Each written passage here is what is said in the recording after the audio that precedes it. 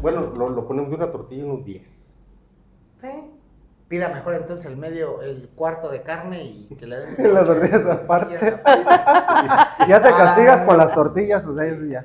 Sí. Pero oigan, hablando de la alimentación, ¿no? Ahorita sí, da hambre, ¿no? Como que hablar de eso da hambre. Sí, da hambre. Ahora sí los mensajes subliminales, ¿no? Ya me lo imaginé.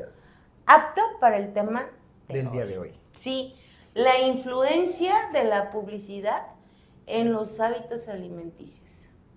Y por ahí yo quiero empezar con una pregunta. Yo creo... Me dan miedo tus preguntas. Imagínate, yo vivo con ella. No, pero sí, yo creo que cuando estábamos haciendo la investigación sobre este tema, a mí sí me remontó también como a esa parte de infancia, cuando de verdad uno no tiene conciencia. O sea, ¿qué es lo que puede llegar a repercutir? O cuando no tenemos, aunque seas adulto, y no tenemos como la información sobre lo que vamos a hablar el día de hoy, cómo repercute, ¿no? Claro. Entonces, la publicidad, el cómo se ha manejado, ¿sí? Para causar ese impacto en el ser humano, en su proceso de alimentación. Y ahorita se me vienen, por ejemplo, hablando un poquito sobre... pues esta parte televisiva y demás, ¿no? Cuando todavía no había... ahorita ya yo creo que todos somos más que de ver una película en internet o ver un videíto. Ya no tanto una televisión abierta. Exactamente, ya no es como la novela de las 4, ¿no? ¿Por qué? Pues porque ya no es así. Ya la ves a la hora que sea. A la hora, exacto. Pero... yo recuerdo, hablando precisamente de esta publicidad, hablando un poquito sobre quizá lo que utilizaban o, por ejemplo, las mascotitas que utilizaban para cierto tipo de comerciales. Pero yo hay, por ejemplo, dos que a mí de verdad me han llamado mucho la atención. La mascotita que decía, recuérdame, ¿no? Y salía ahí el recuérdame. Un patito. Y te iba, y te ibas directo, de verdad, a la tiendita por eso recuérdame. Y también recuerdo unos ositos blancos preciosos de la caravana navideña, que a mí se me hacían muy tiernos, pero de verdad hay un comercial que cuando lo traje yo a la cabeza, de verdad se me hizo agua a la boca. Yo no sé si se acuerdan de ese comercial de una refresquera, rojo con letras blancas, que de pronto estaba el comercial y agarraban el vaso, echaban hielo y se escuchaban los hielos, no se dijera en tiempo calor, y hoy que estoy haciendo mucho calor, y de pronto el refresco, o sea, lo invertían en el vasito y se escuchaba, ¿qué se escuchaba? Y ese... Y el vaso sudaba. Pero, a ver, cuéntenme, o sea, este tipo de, este tema y sobre hablar de la publicidad, ¿qué es lo que ustedes, a qué se remontan, por ejemplo, cuando eran niños, o inclusive, porque ya la publicidad hoy en día ya ha cambiado mucho. Ha cambiado mucho y ha manejado estrategias diferentes donde pues ya no hacen uso, por ejemplo, de ciertas mascotas o animalitos, no sé cómo referirme a ello, ¿no? Dibujos animados. Dibujos animados, ¿a qué los remonta? Pues prácticamente a todo eso que dices, bueno, o sea, la parte de la nostalgia, de entender también que pues al final el tema del marketing, la publicidad en el entorno de la industria y hábitos de alimentación y nutrición, pues va enfocado en vender, o sea, prácticamente, ¿no? La publicidad es algo que generan las marcas o las empresas con el fin de vender más, ¿no? De llegar a más gente. Entonces, en la parte de la alimentación y la situación de la industria, sí me acuerdo, yo soy más como de esa parte también del refresco, de asociarlo hasta con la convivencia familiar. O sea, eran los comerciales de Navidad, bueno, de hecho, actualmente todavía los comerciales se reflejan Sí. a esa parte. Y es una situación de nostalgia porque si te acuerdas y dices, no, es que sí asociaba yo el comercial de X marca de refrescos, el comercial también hasta de la comida rápida, del pollo frito y ver a la gente reunida comiendo. Y el impacto que tienes en una persona joven, inclusive hasta un adulto, pues es como de armonía. Y la publicidad pues impacta mucho en ese sentido. Así es. Sí, yo creo que también entra en la parte que comenta Felipe de la nostalgia, o sea, el recordar comerciales, recordar cajas de cereales, empaques, el cómo ha ido evolucionando esta cuestión del marketing. En los empaques a lo mejor al principio eran muy sobrios, eran muy sin tanto color, no tan llamativos, digámoslo así. Y obviamente cuando tú vas a la tienda o si yo voy a la tienda y veo un empaque, digo, pues yo lo recuerdo diferente, a lo mejor ya no me llama tanto la atención como tal como antes, por lo que mencionábamos de la parte de las mascotas, ¿no? O sea, de ver el perrito, de ver no sé, el cotorrito, de ver el elefante, de ver el tigre, de ver el tucán. Estas mascotas que al final de cuentas cuando éramos niños, pues sí fue marcar mucho la parte de la infancia y que de hecho estábamos hablando antes de grabar de cómo años atrás cuando se empezó a implementar esta cuestión de quitar las mascotas, quizás con la finalidad de que a los niños ya no se le hiciera tan llamativo, ¿no? O sea, la parte de los productos.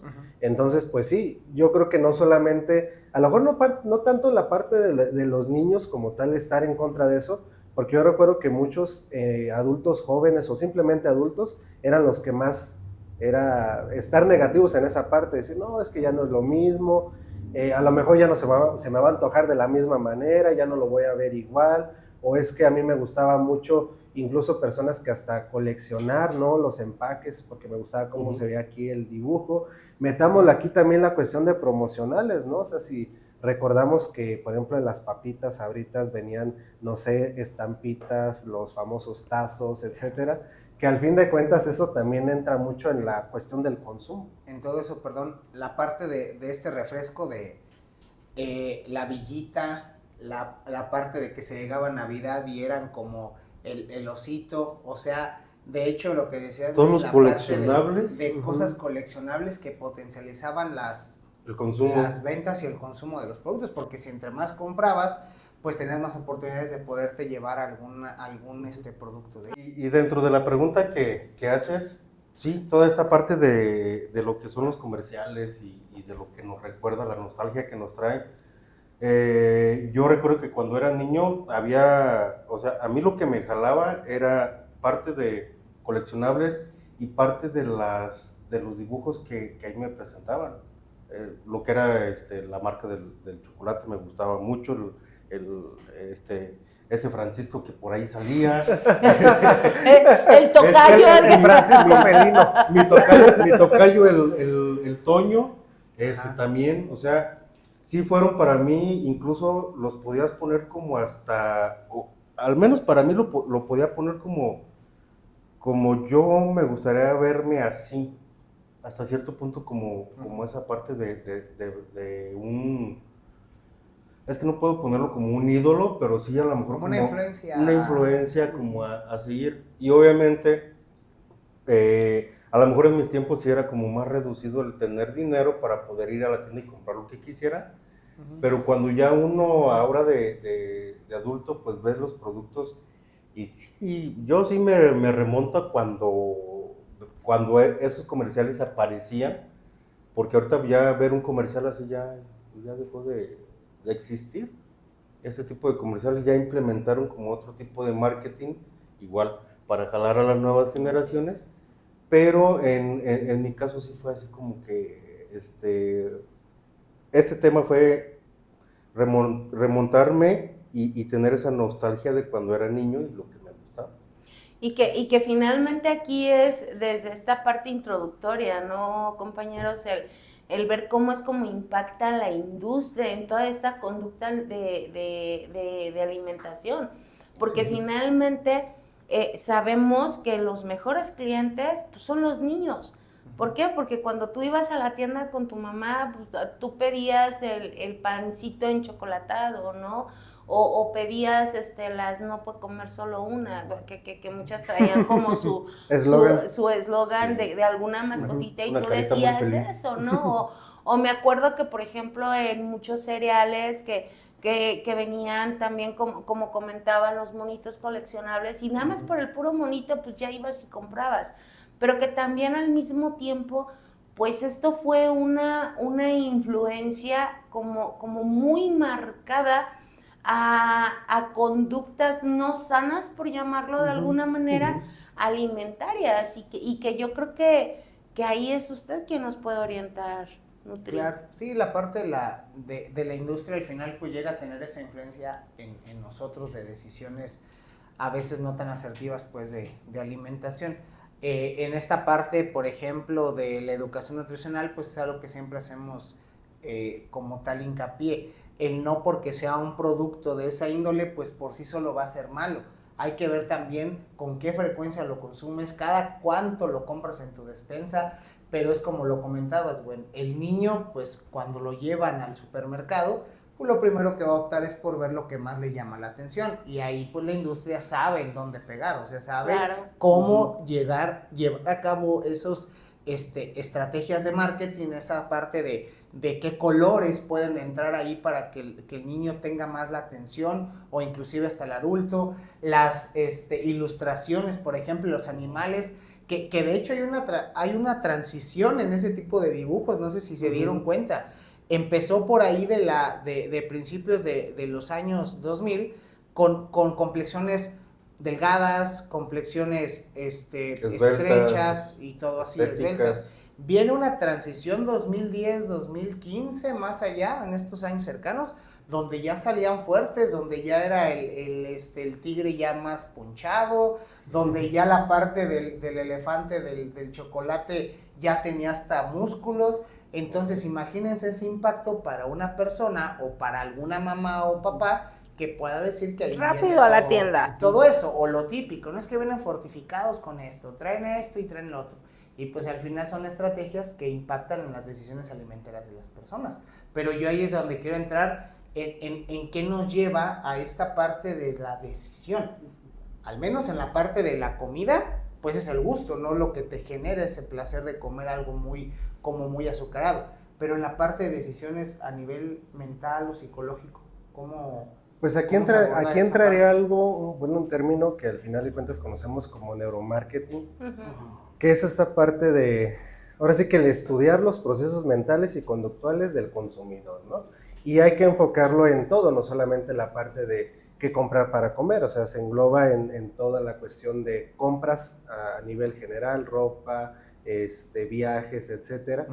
Y que al final de cuentas las grandes empresas, a través de, pues ahora sí que especialistas, digámoslo así, en esta área, es buscar qué es lo más llamativo, qué es lo que, pues sí, vaya la redundancia, más llama la atención a los niños, porque no es lo mismo, por ejemplo, poner un empaque, digamos ahorita que mencionabas los cereales, Felipe, el cereal con la mascota que todos conocemos, a, por ejemplo, una caja de cereal de una marca genérica, que encontramos normalmente en los supermercados, que es más barata, el sabor no es el mismo, pero solamente el niño va a seleccionar la que le llame más la atención por los colores. Por un empaque llamativo. Y es que al final de cuentas en este neuromarketing pues existen tres. La visual, que es esta parte que yo menciono, que es todos los estímulos visuales, todo lo que percibe el ojo humano, a nivel ahora sí que neuronal o cerebral, el cómo se activan ciertas partes de nuestro cerebro para...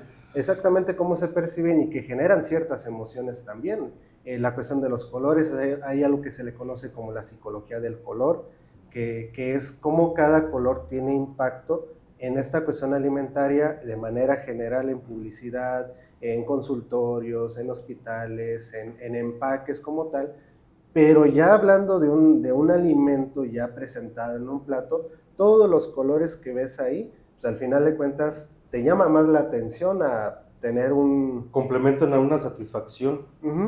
Sí, y o sea, mencionarlo de una manera rápida, o sea, en esta parte de los colores, todo lo que es naranja, todo lo que es rojo y todo lo que es amarillo, viene más por la cuestión de esta sensación de comer, ¿no? Mencionábamos antes de grabar que es muy común que luego, y ustedes en casitas, te apertura el apetito. Exactamente, ustedes en casitas, y que están viendo este video, es más que nada el ver, por ejemplo, locales, ya sea de comida rápida, fonditas, que es muy común que veamos estos colores porque es como que la parte instintiva de abrir el apetito, ¿no? La parte de que te llama, de que tengo que comer, sentir esa satisfacción por comer. En las taquerías hay mucho el color amarillo, naranja o rojo, pero en cantidad grandísima. Sí, o sea, todo el local local lleno de ese color que al final de cuentas tu cerebro lo interpreta de esa manera como de un lugar donde voy a comer, de un lugar donde al final de cuentas me crea esa satisfacción de... a saciar.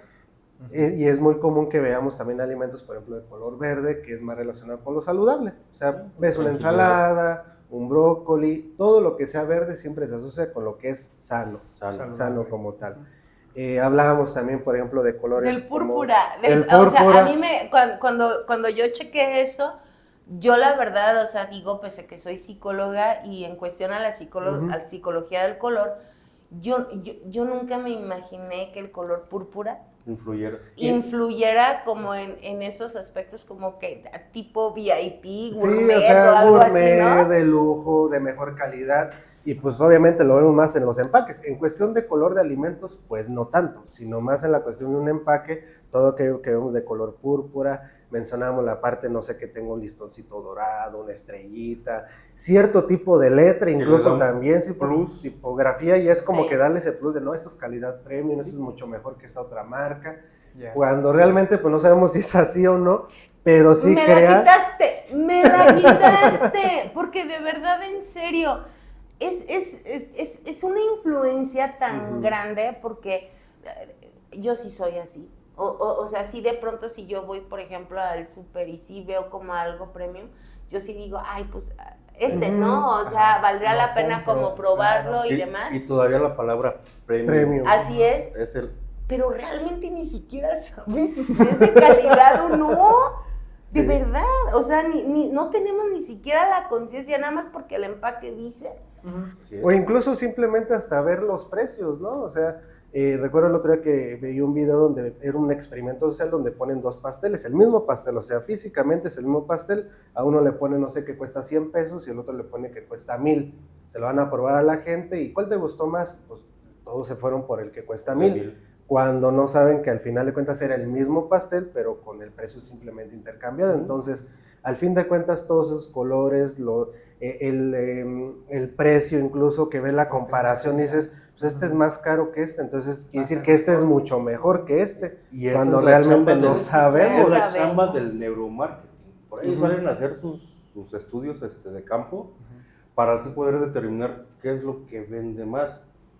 Retomando a lo mejor un poquito esta parte del etiquetado de empaques, desde el 2018 se estuvo trabajando en esta parte de la norma.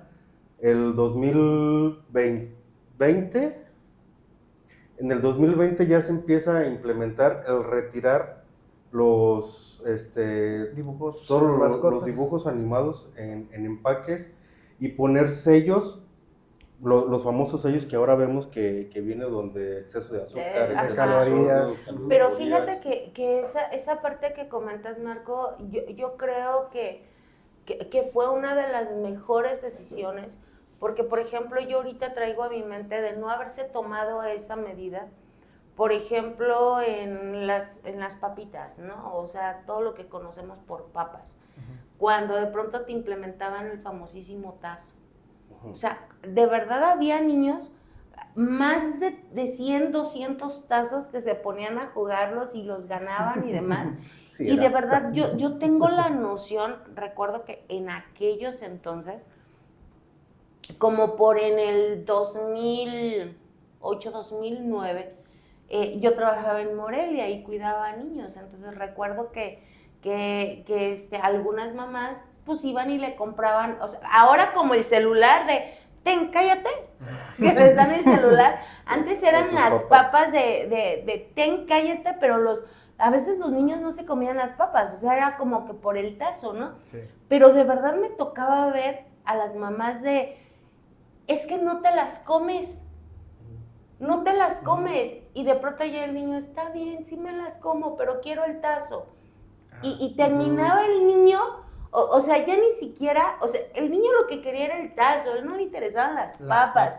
Sí. Pero de pronto era la indicación de la mamá de, es que ni te las comes. Y de pronto el niño era, está bien, sí me las como, y el niño terminaba comiéndose sus papas. Y a veces, por ejemplo, yo ahorita con esto, yo me pongo a reflexionar y analizar, por ejemplo, de los que somos más chicos o que se tuvo una educación de ese tipo, o sea, ¿cuántas bolsas de papas no ingirió ese niño para poder juntar 100 tazos, ¿no? Y luego hasta la bola. O sea, ya compra la bolita para guardar todos esos tacitos, ¿no? Y te la cargabas aquí, ¡fum! Ibas y los jugabas. Y se te iban acabando. ¿Y qué era lo que hacían los niños? Ir a comprar más. Entonces, por ejemplo, en base a eso, yo considero que sí fue la mejor determinación que se pudo tomar, porque de verdad como mexicanos sí manejamos muy malos hábitos alimenticios. Mucha influencia. Claro. Es mucha la influencia. Y más por ese lado, porque al final tiende a ser una situación de problema de salud pública. O sea, también el haber implementado la estrategia del etiquetado y de evitar que las mascotas o alusiones pues a algo como de juego estuviera en los empaques, sí genera un cambio también en las decisiones de los niños al momento de comprar algo, ¿no? Pero es echar mano de también generar educación nutricional, o sea, no podemos dejarle todo a simplemente que ya no aparezca nada de eso, ¿no? Entonces sí hay una parte, me parece, si no me equivoco, que es en Chile, donde ya también se había implementado eso y sí contribuyó a reducciones significativas de índices de obesidad infantil. Aquí pues obviamente hay que checar cifras y podemos decir que pues no es que haya sido un cambio tan drástico, pero al menos ya hay un pequeño impacto, una pequeña modificación en las decisiones de conducta. Y que finalmente, por ejemplo, ahí me gustaría hacer como un paréntesis, cuando se retira de la escuela todo este tipo de alimentación, por ejemplo, muchas personas que se encargaban de cooperativas, o sea, fue así la queja, o sea, y le están sufriendo porque son cosas que finalmente se ven, sí. Precisamente por esa falta de educación alimentaria. Claro. Y que yo creo que yo siempre, una de las cosas que mi mamá, que nos está viendo en casa, siempre ha comentado, y estoy de acuerdo con ella, que en la escuela debe de haber una materia sobre lo que es la educación financiera, pero también considero, ¿sí?, que lo que sí se debería de implementar como esta parte de educación alimentaria, pero creo que como más entendible, porque enfocada de pronto en nuestra cultura. Exacto, porque de pronto yo recuerdo en aquellos ayeres que no hace mucho. Se la dejamos de traer a la serie.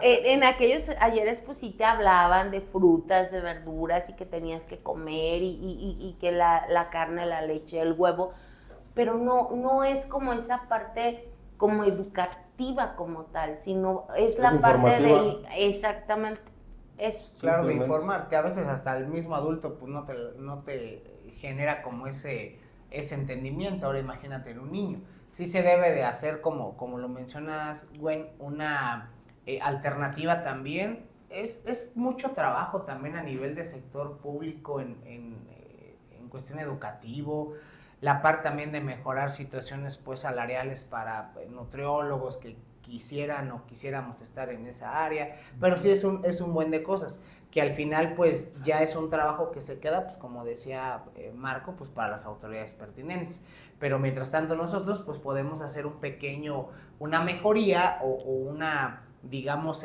aportación desde nuestra perspectiva de educarnos nutricionalmente, de ayudar a nuestros pequeños, por ejemplo, hijos o sobrinos, lo que sea, a tener una mayor como educación, pues en ese sentido.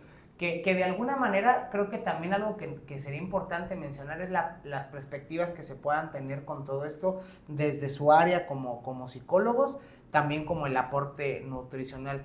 pero como esa parte, la perspectiva desde el área psicológica, en esas decisiones, en ese marketing, en esa situación como de decisiones alimentarias, ¿no? ¿Cómo influye o por qué pasa esto, tal vez a nivel psicológico, poder decir, perspectiva psicológica? Pues, al final de cuentas, con todo esto que estamos mencionando y con la pregunta que estás haciendo, Felipe, sí es el entender que a nivel psicológico es más que nada todo lo que tiene o todo lo que esté relacionado a funciones cerebrales.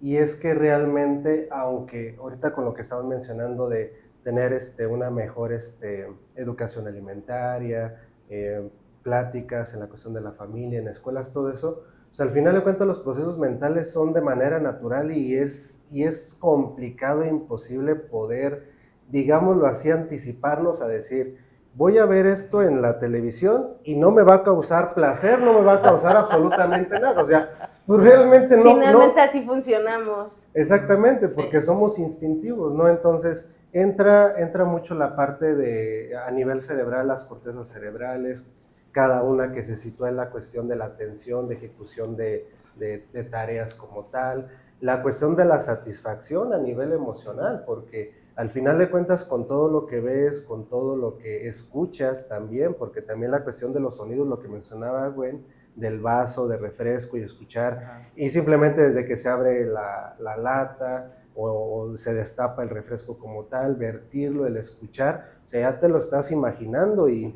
si ahorita nos imaginamos o simplemente comentamos la cuestión de los tacos que decíamos al un inicio, pues ya hasta te estás imaginando cómo te los vas a preparar, ¿no? Y de qué salsa le vas a poner, entonces, y te vas a los tragotes de saliva, entonces, realmente a nivel cerebral, pues es imposible, es algo instintivo ya del ser humano. Y podemos a lo mejor meter otro tipo de comerciales, otro tipo de educación, pero los niveles o las funciones cerebrales ahí van a estar presentes. Claro. Entonces se activan funciones, se activa la cuestión de la amígdala, la parte que te hace sentir esta emoción de satisfacción, de gratificación, de placer, se libera dopamina, entonces estamos hablando de todo un proceso a nivel mental.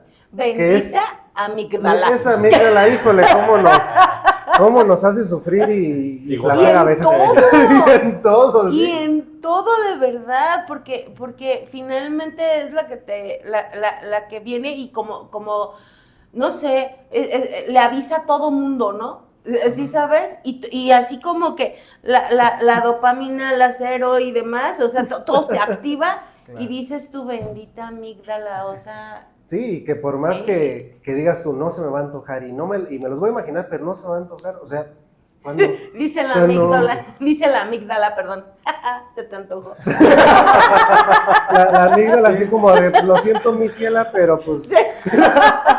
Sí se antojó. Pero ahí voy. Pero ahí va a tocar. Entonces, toda esta cuestión de la motivación, toda esta parte, incluso ver al otro, o sea, yo puedo estar a lo mejor una dieta estricta, digámoslo así, veo al otro cómo se está echando sus taquitos bien a gusto y pues ni modo que no se me antojen, ¿no? Claro. Y es que sí, realmente desde esta parte psicológica es como el tener, hace ratito lo estábamos comentando también, donde cuando escuchas, ves, o empiezas como a sentir esa parte de la alimentación, te remontas, o en tu imaginación o en la mente te remontas a un ideal, lo que ves, lo que te acuerdas, no, vamos a preparar, no sé, unas hamburguesas y empiezas a explicar el cómo vas a preparar una hamburguesa y lo primero que se te viene a la mente es algún recuerdo de una hamburguesa que viste, pero así. Uh-huh.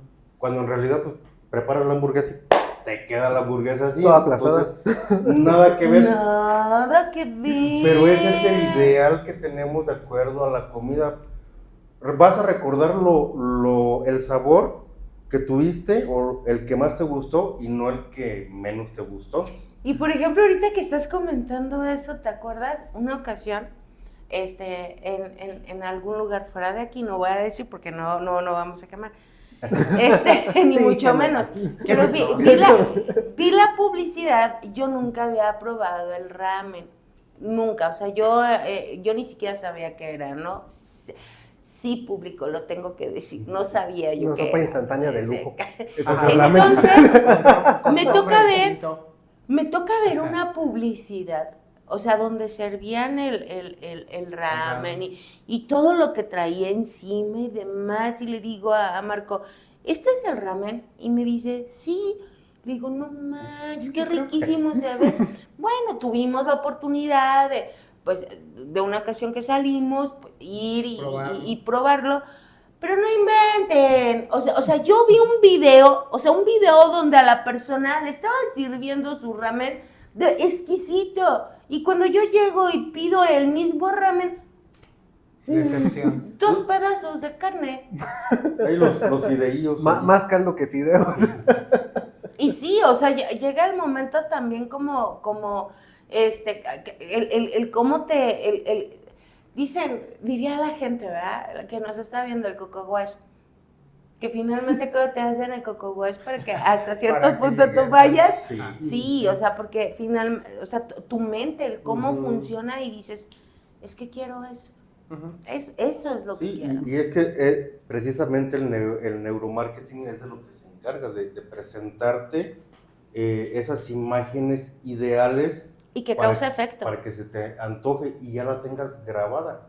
O sea, es una codificación que hace que tu cerebro la guarde y diga, esto es lo que tú necesitas, esto es lo que yo te ofrezco, pero cuando llega ya la realidad dices, no, pues es que yo esperaba otra cosa. Entonces sí, vayan a, no sé, bueno, no vayan, sino chequen imágenes de publicidad en internet de cómo se realizan esos anuncios o esos programas, esos comerciales de una hamburguesa, de un pastel, donde utilizan colorantes, donde utilizan pedazos de cartón para que se vea más, de hecho, sí, más lleno. Sí recuerdo ver videos donde incluso, por ejemplo, untaban, no sé si era como tipo aceite quemado o algo así, por ejemplo, la carne de hamburguesas, Sí, o sea, pintada, para que se vea la cuestión brillosa, jugosa, porque al final de cuentas todo, ahorita que hablamos de la parte visual, todo eso te impacta, o sea, no vas a ver una carne seca en una hamburguesa, no se te antoja, y verla ya así jugosa y que se le escurre y que todo eso. Y que de verdad hay personas que inclusive se dedican, o sea, fotógrafos que son fotógrafos específicamente para restaurantes y para acomodo de comida y demás, ¿no? Pero aquí hay algo también bien importante. Estamos hablando sobre cómo la influencia. Yo me acuerdo que en mis tiempos hablaban como de esos mensajes subliminales que iban y que se centraban a tu cerebro y que en base a eso tú actuabas, ¿no? Y elegías, exactamente, nutriólogo. O sea, se elegía esa parte y de ahí venía como todos esos malos hábitos, porque finalmente te lo venden y no es que todo sea sano, que también es verdad, porque hay mucha gente que se pregunta, ¿no? Pero ¿es malo de pronto comer todo eso? Pues no, a lo mejor de vez en cuando, ¿no? O sea, quizá igual uno elige y yo creo que todos en algún momento, desde lo que es el pan, las papas, frituras, en algún momento se ha consumido, pero aquí la problemática es no tener la información que de verdad nos está llevando a un verdadero problema, ¿sí? Y que debemos ser bien conscientes la problemática en la que hoy en día estamos, precisamente por esa mala información, por no tener esa educación nutricional, ¿no? Y qué tan importante también es el hecho que yo creo que aquí usted nos puede orientar desde la perspectiva nutricional, el poder tener esta información todavía más amplia.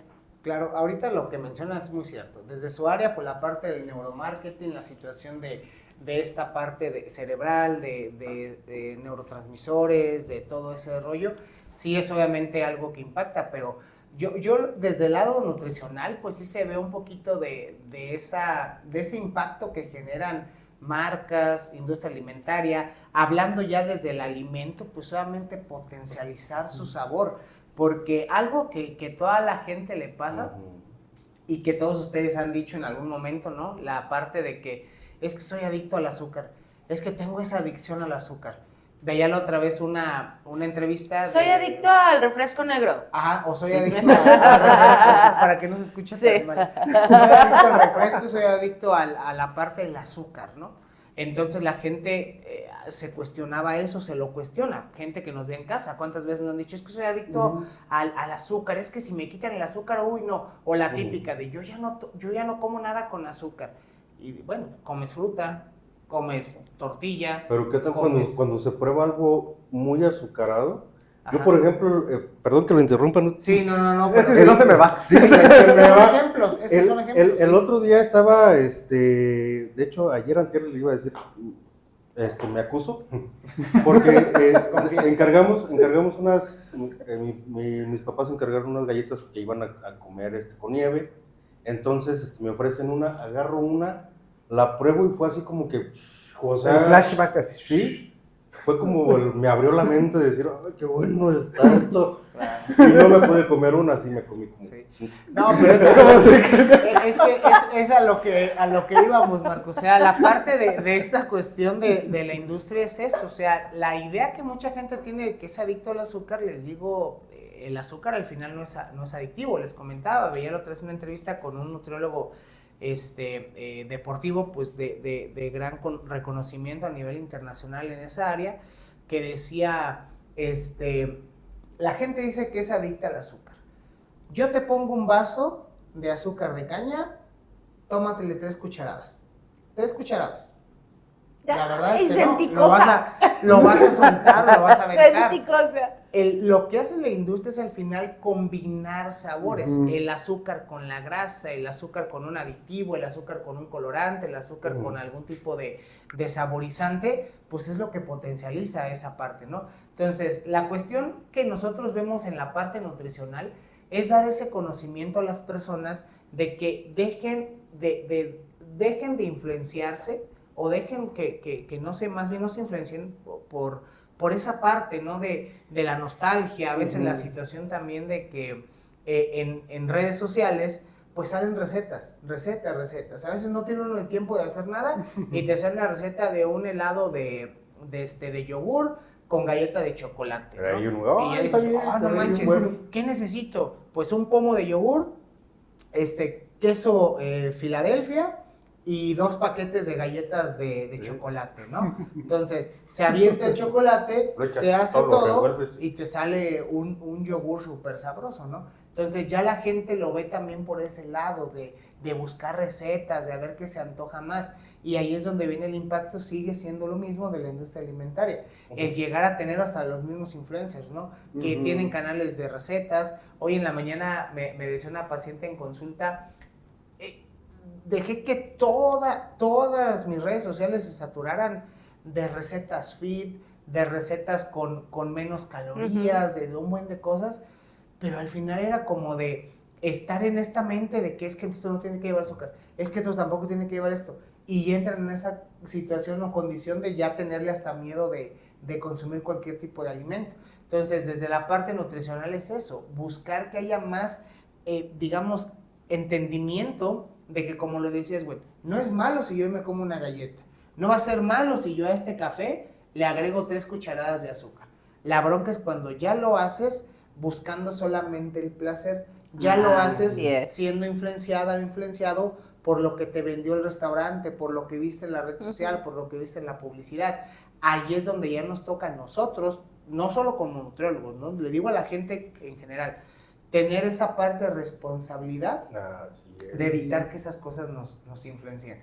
Pero es un tema muy amplio, todo esto no se podrá resumir en 5 o 10 minutos, pero sí entender que la industria se dedica a eso, se dedica a que el sabor de un alimento te agrade todavía más de lo normal.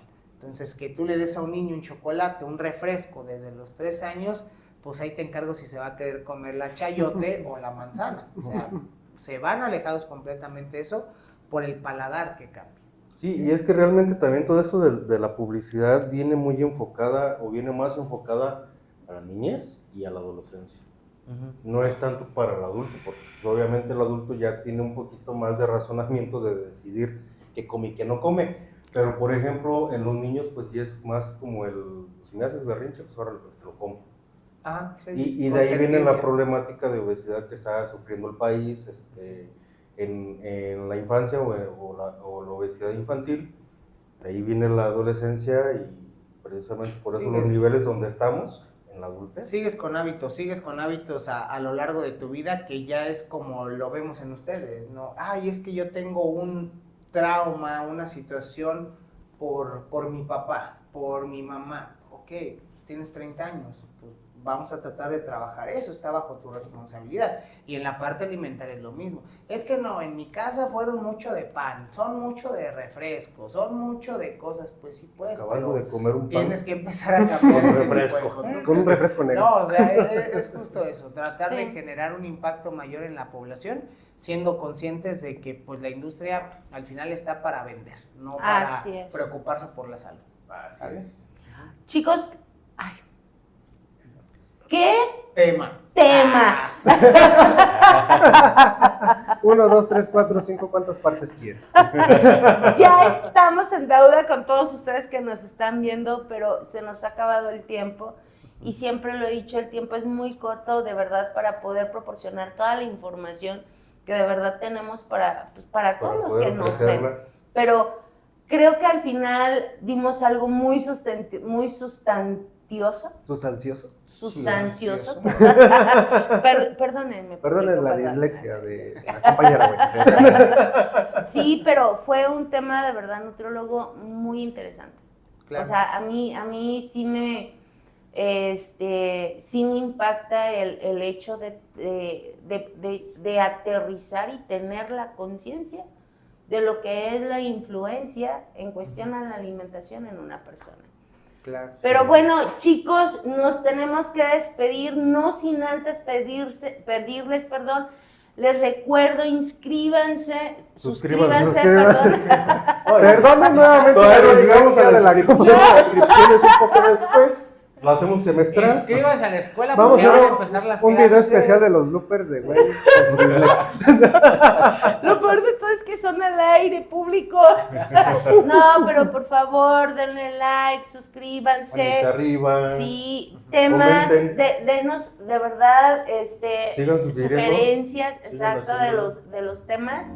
Y bueno, chicos, yo creo que nos despedimos de todos y nos vemos en el siguiente programa de La Consulta. Con los dos especialistas. Dejen su personaje favorito ahí.